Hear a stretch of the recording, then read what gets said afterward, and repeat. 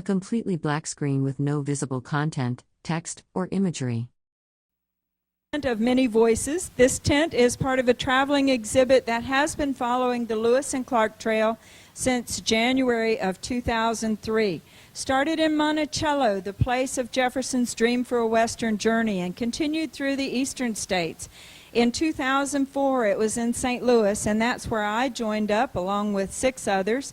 And so I have been on this journey from St. Louis all the way to the Mandan villages in 04, from the Mandan villages to the Pacific Ocean in 05, and now here we are in 06, and we're on our return journey to St. Louis. When Lewis and Clark came on this journey 200 years ago, part of their mandate was to look around, to see what's out there, to meet the people who already lived on the land, and to make friends with those people that lived on the land for purposes of commerce. That's why this whole journey was undertaken. And when the president pitched this to Congress, it was for commerce. So commerce was very important in 1803 and 4, 5, and 6, and it's also still important today. But the Euro-Americans or the Europeans or the Americans, none of those had the monopoly on trade. The Native Americans had been trading with each other for many, many, many years, long before the Euro-Americans came out to this part of the world. And right here was one of the largest trade centers in North America. The Mandan villages were a huge trade center, even during Lewis and Clark's time. They didn't always understand what they saw, and that was one that they kind of missed. They did see one other huge trade center on their journey, and that was at Celilo Falls on the Columbia River. So today, at this program, the subject is trade, the trade on the Upper Missouri. And to talk about that, I'd like to introduce to you Frederick Baker, who is Hidatsa, grew up in this area, has lived here many years, farmed here, and we have had him in the tent many times, and it's always a pleasure to welcome Frederick Baker. So let's please make him welcome to our stage.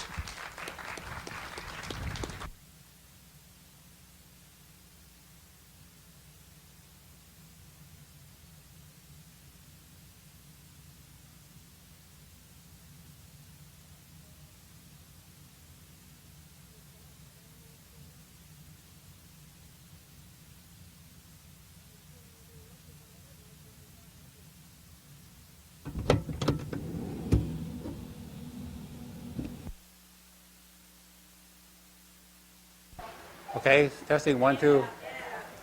There we go. Now, if I had something to say, we'd be in business. This guy seems strange, A person wearing a white cowboy hat and light blue checkered shirt stands on a stage next to a green display board. They are positioned in front of a large gray curtain backdrop. I've been, as you mentioned, I've been involved in this tent kind of from Monticello on, different places. I've been fortunate enough to speak at Omaha and Pierre, Cheyenne, Eagle Butte, Stanton here, and kind of seems like it's almost like a sentimental time today, because it's probably the last time that this particular group will be.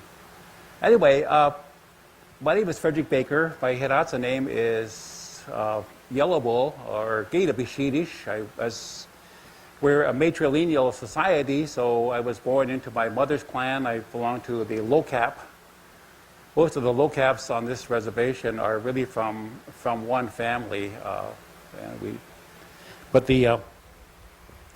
we've always been involved in trade. There are 3 different tribes here: the Mandans, the Hidatsas, and the Arikara. And I'll talk today primarily about the Mandan and the Hidatsa, because that's what I know and that's what I am. And I noticed that, looking around, that there are some people here that know a lot about the Arikara trade and so forth. So I don't dare go there, because they'll pull my ears if I don't say things right. I see Rhoda sitting over there, Rhoda Starr, one of the experts on the Arikara people, and I won't try to go there. So. Anyway, suffice it to say that we are 3 different tribes. We have different languages, very much different languages, and we also have different cultures. I think people have the mistaken notion that all Indian people are the same. You know, that you come up to an Indian, you say how, and they say how. You know? But you know, we're all different. We all have our own different kinds of culture, different ways of doing things. The Mandans were probably the first group to actually occupy the Missouri. We're not quite sure exactly. And then remember, most of our history was oral history.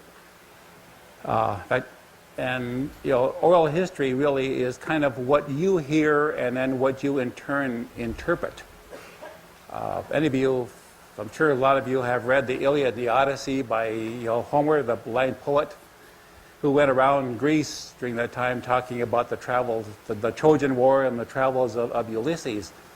I'm sure if he came back to life now and read some of the account, or read the interpretations of the Iliad and the Odyssey, he'd be saying, "What? You know, what is this? So, who is a Cyclops, etc." Anyway, so that's the thing with oral history, is that it's kind of what we learn. So what I talk about basically is kind of what I've been able to. A person wearing a cream-colored cowboy hat and blue checkered shirt stands gesturing with their hands while speaking. Behind them is a large beige curtain and a display screen showing what appears to be a map or diagram. To remember from things like what my grandparents told me, what my parents told me, what I've been able to listen to other of my elders tell about the movement or our whole life as they knew it and as we know it today. Because culture is a living thing. It evolves constantly, and the way we lived when Lewis and Clark was here, the way we lived prior to Lewis and Clark, has changed. And good, bad, or otherwise, that's the way culture is, and it changes. So as I was saying, we're not quite sure. There's some looking at the Mandan origin stories. We probably our origin stories put us at somewhere by a big water, whether it was the Gulf of Mexico or whether it was maybe further down south. We're not quite sure. There's some of us believe that, and that's a reason to believe that maybe we came from somewhere maybe further to the southwest, and somewhere along the line we acquired corn, which became a staple, and corn became very important to us because then that was one of our major trade items. And we know that from looking at archaeological digs and so forth, that at least around the year 700, we were living somewhere around the area at Fort Pierce, South Dakota, or the Bad River, that area in there. And we were living in earth lodges, and there were times when our earth lodges were heavily fortified, and sometimes when they were not. So we believe that whatever there was the cause, that there were times when we weren't as fortified as we were at other times, and sometimes not fortified at all. So we went through different eras. But as I say, around 700, somewhere thereabouts, there was this. We were living at the Bad River, around the Bad River down in Pierce, South Dakota, and we were agricultural at that point in time. We raised corn, certainly, and corn just wasn't one variety. There were 13 clans of the Mandan tribe, Mandan people, and each of those clans had responsibility for a certain variety of corn. So we know that we had at least 13 different varieties of corn that we raised here in this part of the world. And besides being responsible for the corn, of course, those 13 clans also had different kinds of roles. Then eventually we moved up the river, and I suspect that as we used the resources up and the land became, we used land of it, so forth, that we began to move slowly up north. Most of our gardening was done in A person in a white cowboy hat and light blue checkered shirt stands indoors, gesturing with one hand near a large white panel or screen.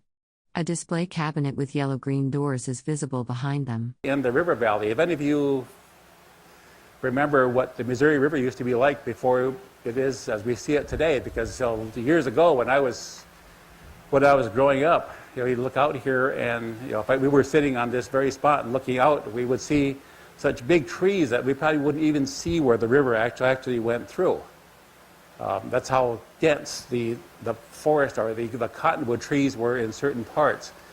And then each year there would be a big flood. When the river broke up, there would be large chunks of ice going down the river.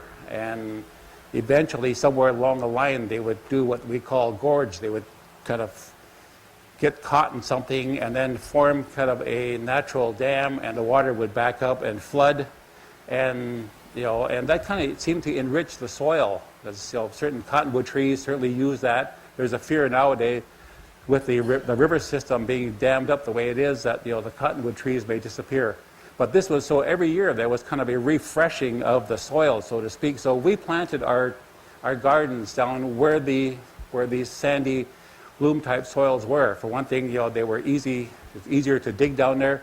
And number two, we discovered that they would produce good crops. So we had some pretty large crops. Sometimes they would talk about these things being maybe as equivalent of a couple of football fields. So we raised corn primarily. We raised beans, squash, pumpkins, sunflowers. Those were the major crops. And then ceremonial tobacco. So those were the major crops. And we've, again, going back to as early as 700, we've been raising crops. And then because we were living in sedentary villages and because we had these crops and we would raise enough to have extra so that we could use it, then the nomadic tribes would come to us and would trade. And there were certain times of the year that they would do this. And we had a pretty elaborate system. Sometimes they referred to us as the Walmart of the Missouri, and I'd like to refer to us really more as the Sam's Club. Because in Walmart, anybody can go in and buy things and pay for it and leave. Well, in Sam's Club, you have to pay a fee. And we had that system. We got, early on, we discovered that, we're going to charge these folks a little fee. The way we did that was that, in order to come and trade with us, you had to be adopted. And so for the privilege of being adopted, you had to give some of your goods away to us. And so that was the fee part. And also, I suppose we were somewhat arrogant in that we look at some things, and if we didn't think that they were worthy, nobody, if people didn't agree to adopt you, you were kind of SOL. A person wearing a white cowboy hat and blue plaid shirt stands on a small stage with a microphone, facing left. Behind them is a gray curtain and wooden podium with official signage visible. You had to pick up your stuff and go back and get some more stuff. So we had that system in place, and we were also pretty astute traders. We understood the importance of customer relations, of marketing, and all those kind of things, but especially customer relations. And early on, I know that we had, we were trying to get in contact. We heard about the French, and we were trying to get into contact with them because they had things that we wanted to trade with. But unfortunately, the Assiniboines kind of blocked our way. And so we were trying to figure out a way to get these, get a direct contact with the French and get rid of these middle guys, because if we had to trade with the Assiniboines, we had to give them some of our stuff, some of our profits, and so forth. So, being good businessmen, that's not a really good deal. So one time, I think since about 1700, we've been dealing with the French. And a man by the name of La Vérendrye was, I think, the first one to actually write. But there's a story that I heard that talks about how when the French first came, we heard they were coming somewhere within our vicinity, and we wanted to get in contact with them. And so they sent out their warriors with good horses and all those kind of goods, and went out and they met these Frenchmen and brought them to our village. And we, I'm sure, gave them the best place to live, gave them good food and that kind of thing, and made these contacts. Well, most people would probably think that, we had interpreted these guys as some kind of gods and we were worshiping them. In fact, they took the leader, and as they got close to the village, they carried him actually to the village. Well, but the actuality is that, it's like, if somebody was going to build a big plant here in Newtown, a whole bunch of jobs and all those kind of good things, and they were going to come to visit. We'd sure as heck go out there to Minot at the airport and meet them and bring them in here and wine and dine them. Well, it's no different than what we did. That's how we got our relationship with the French going, and then we began to trade directly with the French, and many years. So and at one time, we were pretty much the kingpins of the upper Missouri. I think there's documentation by the archaeologists, by the anthropologists, and of course our own stories that tell us that we were talking about the Arikara a while ago. They had a major trade system down probably by the Grand River, around the Grand River near Mobridge, South Dakota. About the time that Lewis and Clark came here, we had a major trade system out here. That's say about in 1781 we had a major smallpox epidemic, the first of two major smallpox epidemics, and it really affected. A person wearing a light-colored cowboy hat and blue plaid shirt stands beside a large display screen showing maps and aerial imagery. They gesture while speaking in what appears to be an indoor presentation space with beige fabric walls. The Mandans, and possibly because, number one, we had no immunity to it, we had no idea what the disease was, and also the fact that we lived in these earth lodges was an ideal place for the disease to grow. And so in a very short time, we went from being about 10 villages, each capable of raising, probably each having maybe 1,000 or maybe more population. And some of these villages were much larger, to 2 villages, all within the blink of an eye. I mean, it hit us, everybody just died. And so a couple of things happened to us. One was that we lost a lot of our traditional things, because in our culture at that time, if one were to have medicine, or if one were to develop certain things, they would buy the right to use that, and then they would study very carefully how that person that they bought it from, used it, and would, so that's how we did those kind of things. So everybody was gone. So we lost in 1781. We lost a major portion of our culture as far as the Mandans were concerned. And I remember one time I was working at Rosebud, South Dakota. I spent most of my working life working in among Indian people. I've been a school teacher over among the Chippewas and over in Minnesota. I worked as a health educator on all the reservations in North Dakota except this one. And then I also worked, I went into healthcare management. I went to the University of Michigan. And I worked as a healthcare manager. I also spent 12 years working up in Alaska, so I've been kind of I'm a real nomad. I've been always looking for the buffalo. And so anyway, what that was leading me to, but I lost my train of thought somewhere, which happens when you're my age. You get to the point where you're saying, where am I? Who are these people? Rosebud. Thank you. Rosebud. Anyway, I was in Rosebud, talking to an old man, one of their elders, and we were kind of talking, and he said, "Where are you from?" And I said, "Up north." Well, that's what the folks down there refer to us as people up north, right, Deb? We're the folks up north. And in their language, the word for us is toha. For years, we've been enemies with the Sioux. And their word for us is toha, which is the word for enemy. But anyways, he was telling me, he said, yeah, there were those people up north. He said, they were great big fellas. And, A person wearing a cream-colored cowboy hat and light blue checkered shirt stands on a stage beside a large white panel, gesturing while speaking.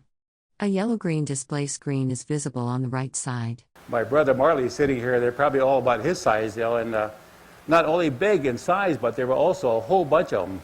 And he said, though we didn't mess with them. He said, because they were just like hornets. He said, you get them mad and they chase you until they get you. But he said they had a lot of good things to eat, and we used to trade. We used to take buffalo meat over there, and we'd trade for these good things to eat. He said, all of a sudden, he said they got sick and they all died.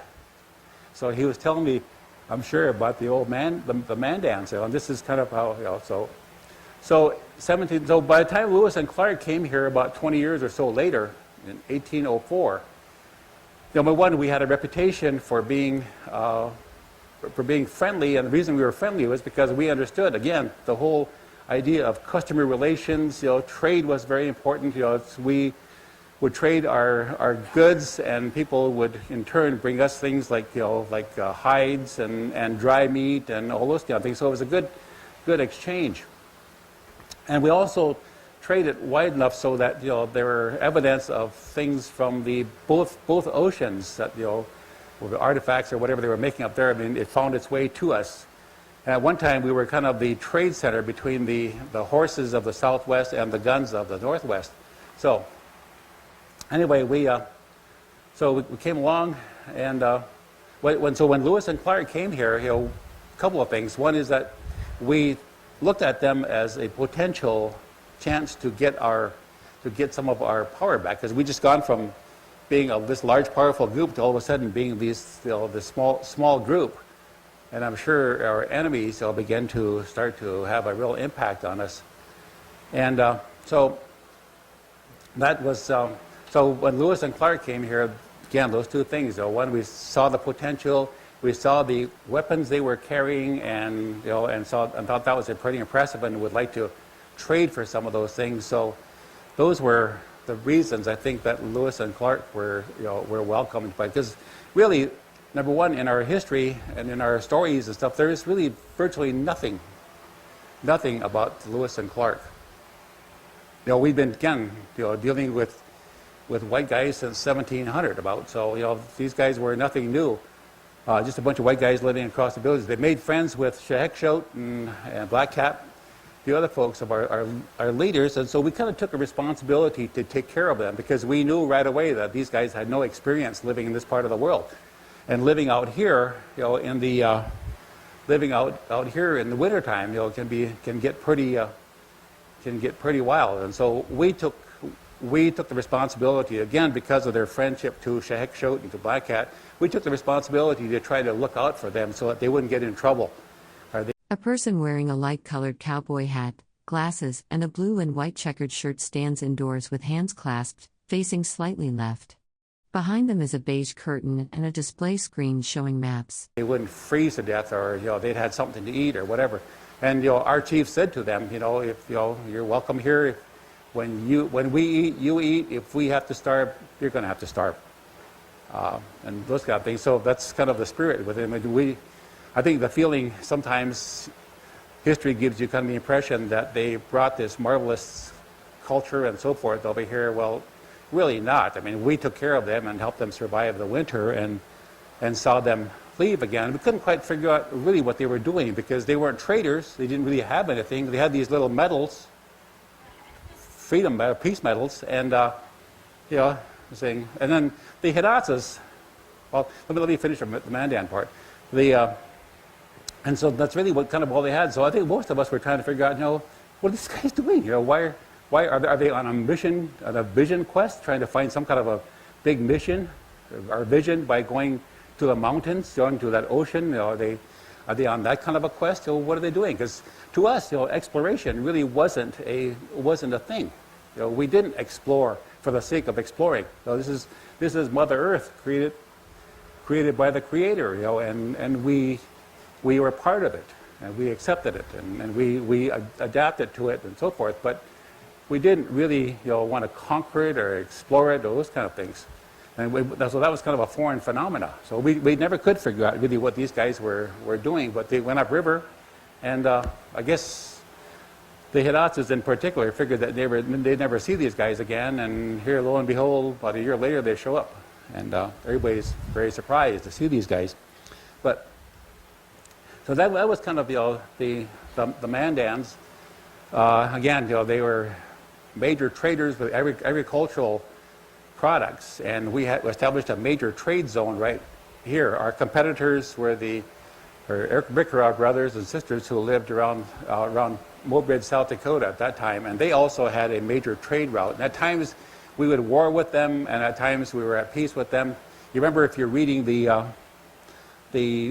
journals, that the person, when they left the Ecumberra village, one of the Ecumberra leaders came with them up here to the Mandans. Number one, for the purpose of introducing them, and number two, they were going to at a time, relations were kind of tight between the two, and they were out here to make some indication that they wanted to talk peace and so forth. So, so that was our relationship there.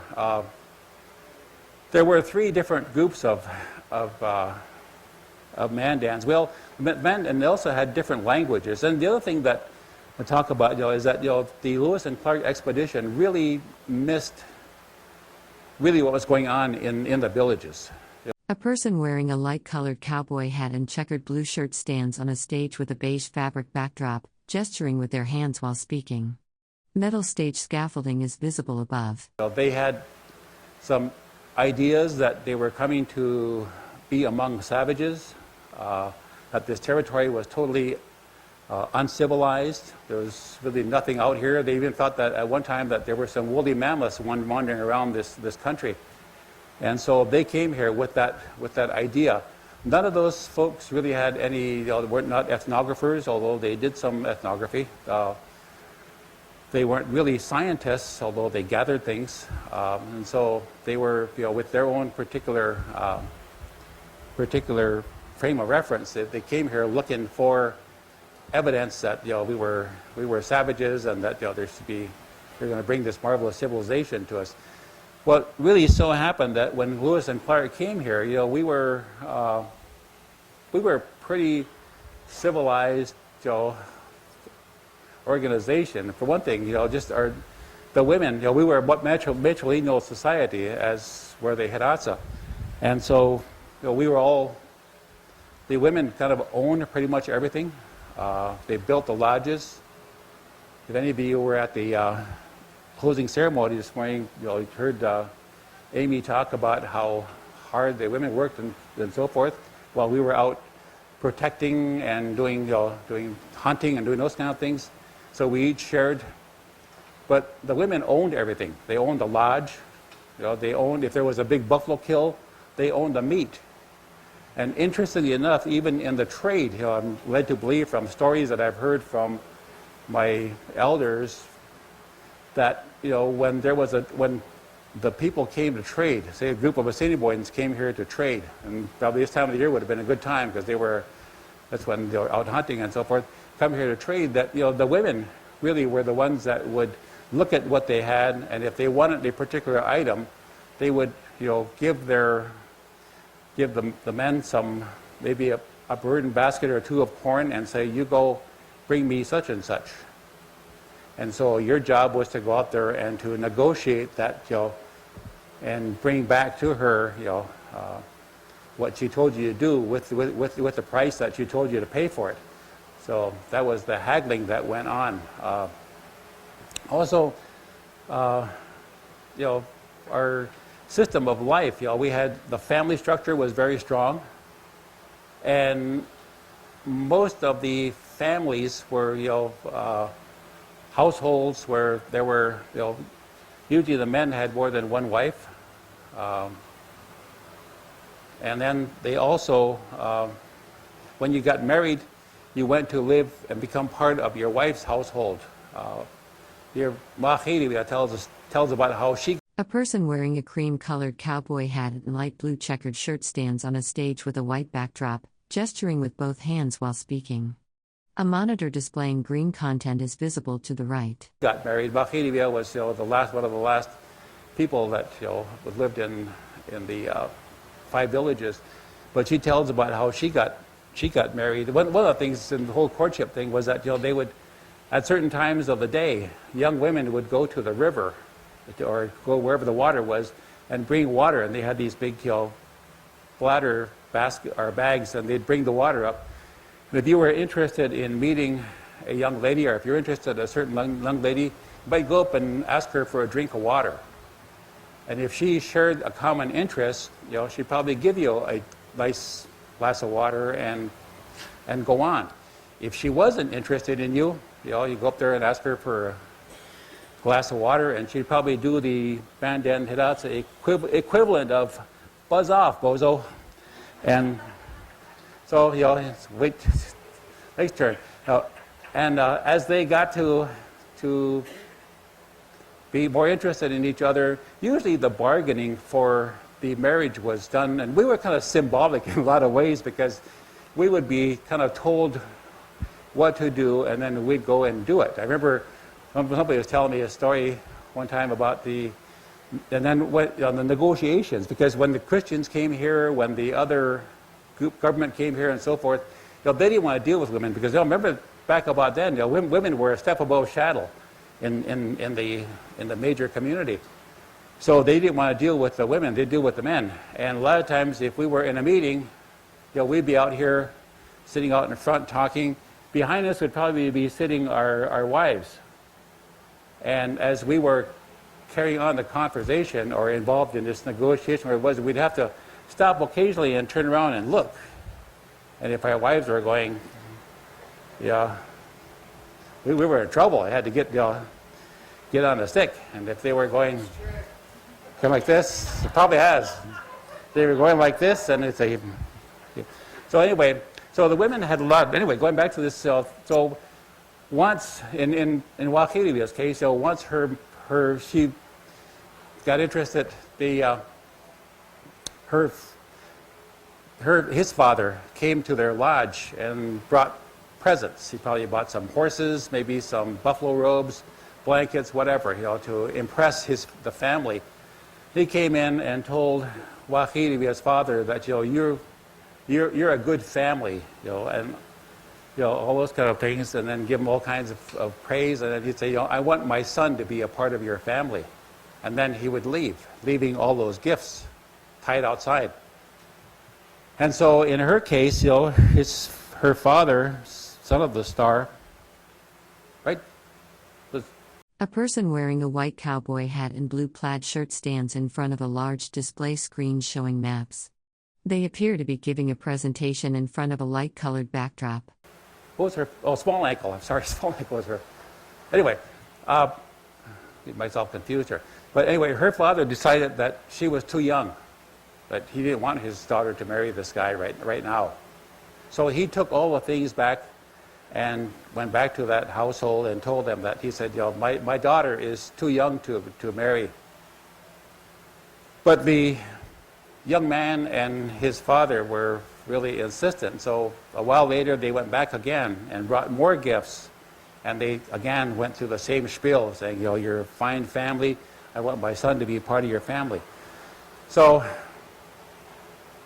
anyway, so Wahilivia's father thought about that, and he thought, this man is a good hunter. I've been with him on different occasions, and he's brave, he's kind. He'll be good to my daughter. So he talked to Wahilivia, and she agreed that, that she would marry this guy if it was her father's choice. And so they took gifts over there to him and said, yes, we will allow my... A person wearing a cream-colored cowboy hat and blue plaid shirt gestures with both hands while speaking. They stand in front of a white backdrop with a map display visible on the right side. Allow your son to come and become part of our family. So then the next thing they did was the Wahilivia's family then prepared a bunch of what we call feast food, so a big feed. And they took that meal and went over to his lodge and came in, and so they said, why are you here? And she looked at the young man and said, because I want you to come and live in my lodge. And so they set the feast foods down and they left. And so after they got through with the feast, then he picked up his stuff and went to live with Wahilivia and became part of that. That's how marriage was in those days. And again, it's divorce was really simple. You have to go to an attorney and argue about anything. All she had to do was take your stuff. If you weren't good enough, she'd take your stuff outside, and when you came back from wherever you were, that was the sign saying, adios, buddy. So you better hope that one of your female relatives has space for you to live until you can find somebody else. So, but that's how our that part of our culture. There were a lot of things. Again, the family was the basic group, and as I say, these were people had various different roles to play. And then we also had a clanship system, or a system of clans. And these clans were composed, I was saying, of the people that were born into my mother's clan. There were, the Mandans at one time had 13 clans. At this point in time, there are 7 clans in existence today, right here on this reservation. And the role of the clans basically was to mediate if there was any problems between families. I'm understanding that we lived in earth lodges with very close proximity, so there had to be some system of keeping order, or else we couldn't afford to have a Hatfield and McCoy type of problem in a small village, because you can imagine what would happen. And so they had this very elaborate system. And if say that I did something to your clan, and your clan or this person got hurt as a result, my clan would go to that person with gifts and would try to make peace with that clan. Of course, they might come back and take it out on me, but which they should have done. But so that's and so we kept peace within our clan, or within our villages by that system. And then further up was also the societies, and the societies. A person wearing glasses, a light-colored cowboy hat, and a blue and white striped shirt stands on a stage with their hands raised, speaking. Behind them is a beige curtain and a yellow-green cabinet or display case. We're all age-grade society. There are actually 2 types of societies.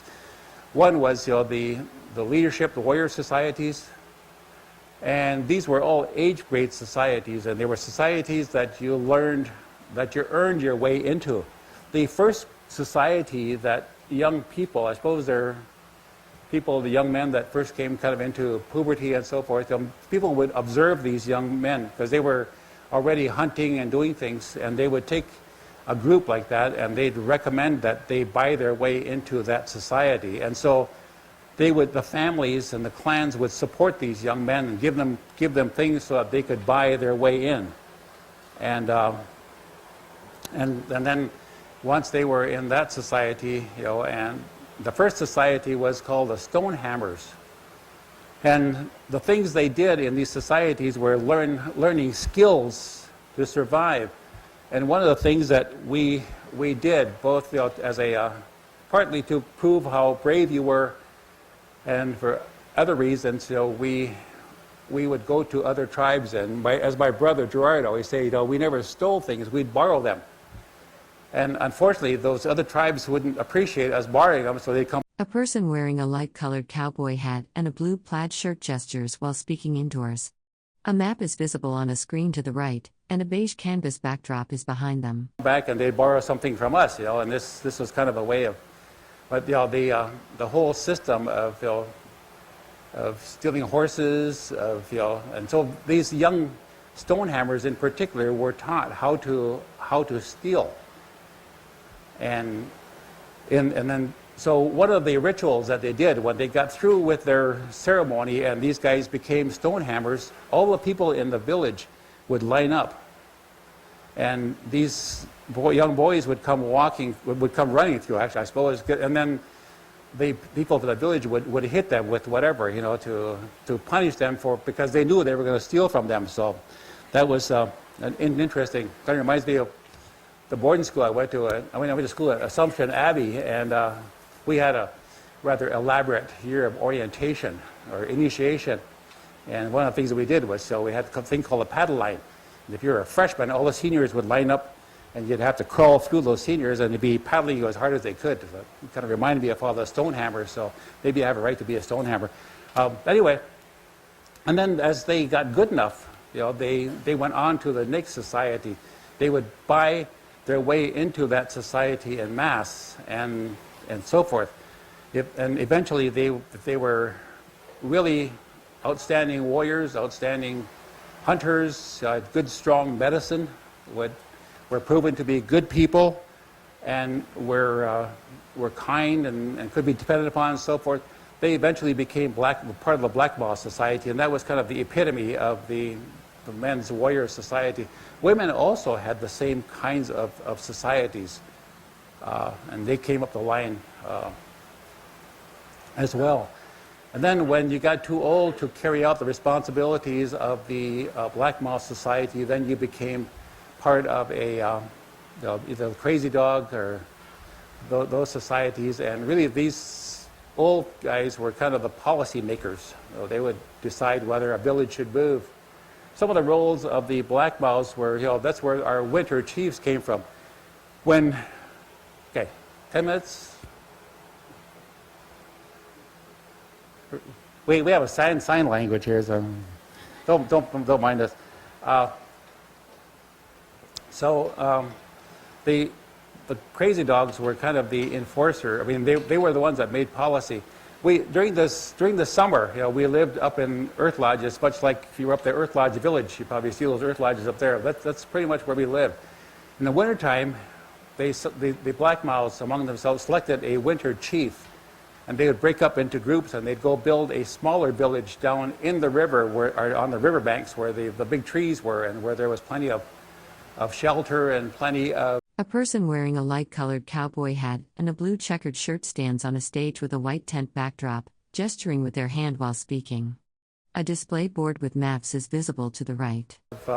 Wood and so forth, and if any of you have encountered North Dakota blizzards or been in North Dakota in the wintertime, you certainly know that it's a good idea not to be sitting on top of a hill when it's blizzarding. So that's where we lived in these. And then in the wintertime, as I was telling you about, in the springtime when the floods came through, usually they would, the water and so forth would destroy these villages, and then each year they would build a new village. In the winter villages, the old folks, they'd build the regular lodge, and then there'd become a little addendum, or a little porch, or another room, I suppose you want to call it that. And in this room, usually the old folks and the youngsters would pretty much stay in that area. Fantastic place for learning to take place, fantastic for bonding between grandparents and these little youngsters. So because of oral tradition, a lot of the things they would tell, and I was fortunate enough to experience some of that, because about the first 8 years of my life, we lived over in Lucky Mountain, which is probably about 20 miles the way the crow flies, right down the river here, below water, of course, now.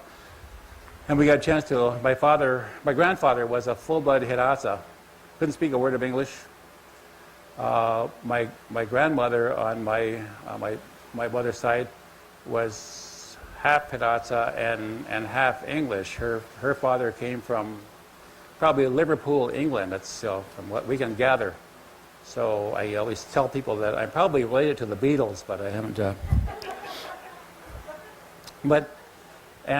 I got a chance to spend my formative years with them.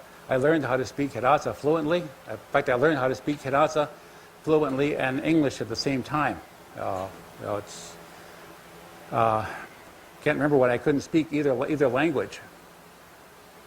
And so I got a chance to kind of experience that, where I was kind of my grandfather's little tail for years and during this time, and learned a lot of things from him. I used to spend time with his old cronies that would come in and would visit. He was a full-blood, but carried on very much the tradition, because they had a great big garden. We used to have a thing called a community garden over in Lucky Mount, and all of the people in that area, had their own garden plot, much like they would have back in the days of the 5 villages or beyond. They had their own garden plot. They would raise corn and those kind of things, although potatoes came into existence too. And then we also had cattle and we had horses, so we were really self-sufficient, and really took and did everything pretty much by horses. A person wearing a light-colored cowboy hat, blue checkered shirt, and jeans stands on a stage with a tan backdrop, gesturing while speaking. A display screen is visible to the right. And so I got a chance to learn a lot of the old language. I remember one of the interesting things was that a lot of my grandfather's old cronies about his age, and he was probably in the 70s by then, would come in to visit. And in the white culture, when you're visiting, it's kind of really uncomfortable if there's quiet, if there's no one talking.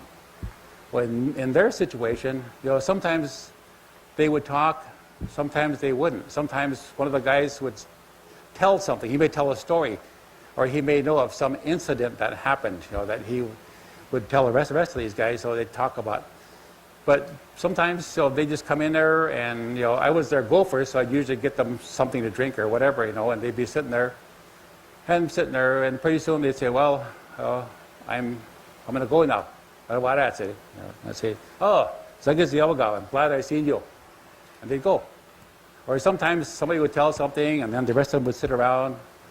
Sometimes they'd smoke a pipe, and pass a pipe around. We didn't really have cigarettes in those days. Sometimes we'd make, occasionally build them and roll their own, but basically it was a pipe. And it was, they just smoke the pipe and pass it to the next person, and take a few puffs and pass it on, and so that was kind of our social structure, and back when I was growing up in the Hidatsas. Not too much time to talk about the Hidatsas, but let me quickly say there were also three different groups of Hidatsa. The first Hidatsas probably, and they all have different origin stories. The one group came from the sky, charred body. They think their origin story puts them around the Washburn area. Another, the Hidatsa proper, probably came from their origin story puts them under the ground, and came up and saw buffalo and so forth, and moved up. And the other group came from probably somewhere over on the north, probably up on the other side of the Turtle Mountain, somewhere in that area. There's also some theory that at one time maybe the Hidatsas and Mandans had been neighbors somewhere down in the southwest. Again, telling you about our origin story might put us at the mouth of the Mississippi or somewhere in that area, and they were moving back and forth, and eventually got back together again. The Mandan word for Hidatsa is Mididati, or people who went across the river. And according to that quick legend, there's a group of Hidatsas came over to where the Mandans, probably somewhere around the Knife River, where the Mandans were. This is probably around 1100, 1200, somewhere in there. And they saw the Mandans across it. They were trying to talk to them, sign language or whatever, and the Hidatsas were... A person wearing a cream-colored cowboy hat and light blue checkered shirt stands beside a display screen showing maps and aerial images. They gesture with their hands while facing the screen in what appears to be an indoor tent setting. Talking about, crossing the river. Midi Dadi means, crossing the river. Midi Dadi Wawa, so we're going to cross this river. And so they thought that was their name, and so to this day, that's the Mandan word for the Hidatsas. At least one of the two dialects is Mididati.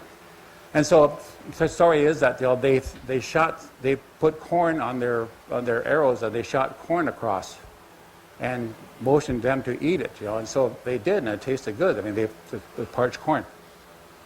So they said they would come back, and so. Eventually, they went back and they told the rest of their tribe, they said, we found some people over here and they have some really good things to eat.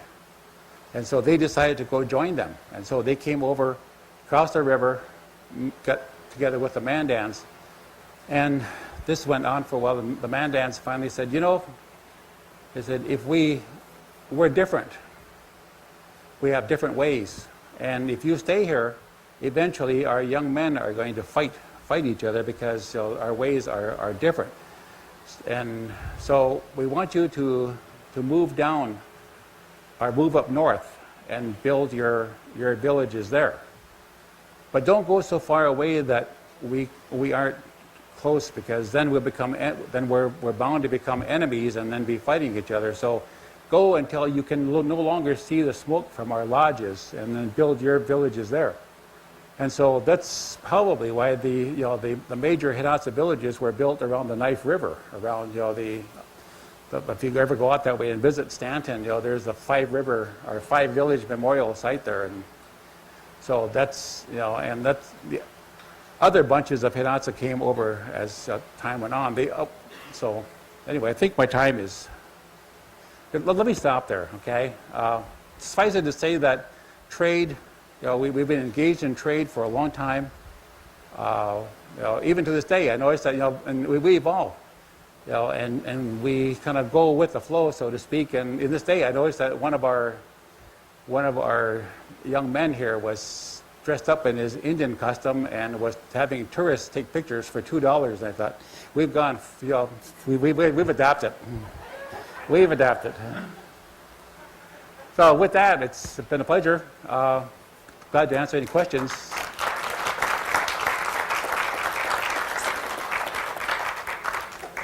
I'm going to say we could fit in 2 questions. So if you got a question, raise your hand and I'll come to you, and then we can all hear your question. So here we go. We'll get it started. I'd be interested to know how many people constituted a family, a clan, and how many people lived in an earth lodge, typically. A person wearing a cream-colored cowboy hat and a blue plaid shirt stands indoors against a gray fabric backdrop. They appear to be speaking or presenting in front of a display panel on the right side. That's a good question. No one really knows for sure, you know, depending on the size of the earth lodge and I don't know, maybe 10, 12, 15. You know. We have one final question out here. Got Frederick Baker here. He's a good man to ask. Okay. All right, ladies and gentlemen, let's please thank Frederick Baker for his presentation.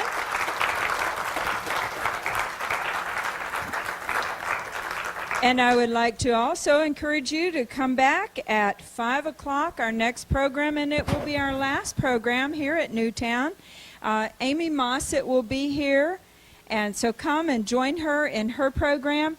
And as I said, that will be our last program of the day, and we will close at 6 o'clock. So take some time right now, go visit our child-sized keelboat, the dugout canoe, our American Indian table, and our front desk over here in the exhibit tent. And the Montana National Guard is back here in their camouflage, so go back and visit with them as well. Thank you all for coming out.